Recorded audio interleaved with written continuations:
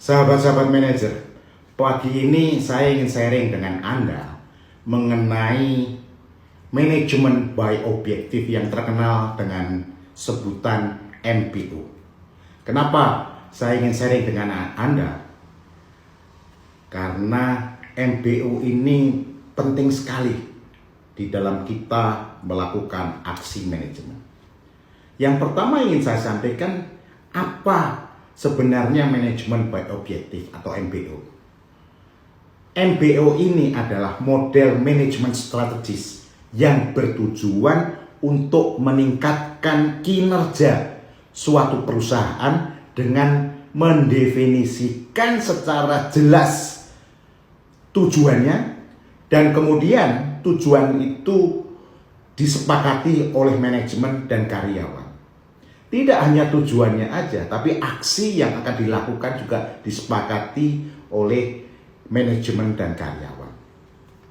Menurut teori ini, MBO ini, teori ini, yang pertama adalah memiliki suara atau kalimat atau angka yang jelas, yang terukur, yang sederhana dalam penetapan tujuan dan rencana tindakan. Jadi antara tujuan dan rencana tindakan itu betul-betul sederhana, betul-betul angkanya jelas, betul-betul terukur, betul-betul bisa dilakukan, ya, dan terstruktur. Itu namanya manajemen by objektif. Nah, yang kedua, menurut teori MBO ini adalah mendorong partisipasi dan komitmen di antara karyawan, di antara anggota tim kita. Itu yang kedua. Yang ketiga, menurut teori ini adalah menyelaraskan tujuan di seluruh lini organisasi, di seluruh lini perusahaan. Jadi ada tiga. Apa yang disebut dengan MBO menurut teori ini? Nah,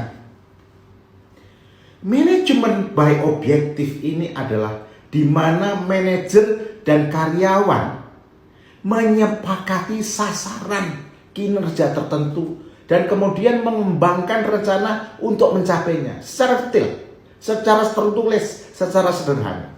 Nah, MBO dirancang untuk menselaraskan tujuan perusahaan, ya, jangka pendek, jangka menengah, jangka panjang, ya, dan meningkatkan partisipasi anggota secara menyeluruh.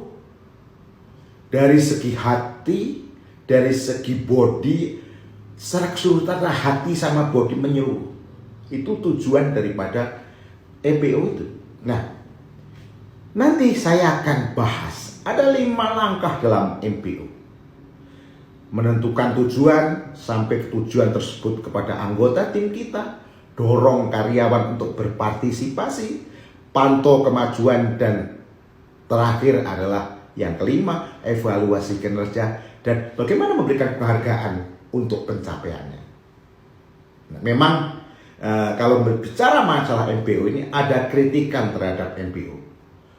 Beberapa ahli manajemen juga mengkritik MBO bahwa MBO menyebabkan karyawan berusaha mencapai tujuan yang telah ditetapkan dengan cara apapun, seringkali dengan mengorbankan perusahaan.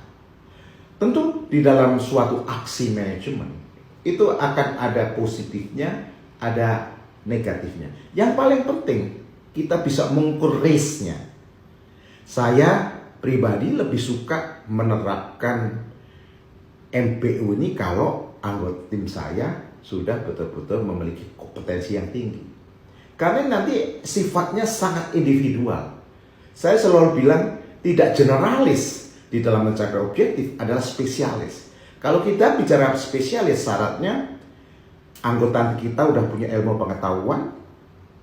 Dengan ilmu pengetahuan ini anggota kita bisa berinovasi, ya. Karena dengan pengetahuan dan ilmu berkaitan. Kalau dia sudah berinovasi, karena dia kemampuannya sudah di level high kompeten dan high commitment, dia punya etos kerja yang mumpuni. Dia punya slogan rawe-rawe rantas malang-malang putu.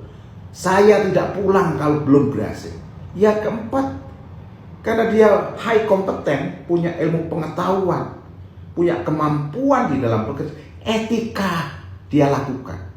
Etika sebagai seorang pejuang untuk mencapai objektif perusahaan dilakukan. Dia punya adab di dalam bekerja. Jadi MBEW ini sangat bagus sih untuk dilakukan di dalam aksi manajemen apabila anggota tim kita high kompeten dan high commitment. Bagaimana terjemahannya high kompeten, high commitment adalah dia punya ilmu pengetahuan, dia punya inovasi, dia memiliki etos kerja, dan dia memiliki etika atau adab-adab dalam bekerja. Saya akan lanjutkan lagi seri MBO ini ke topik yang kedua mengenai pengertian manajemen by objektif.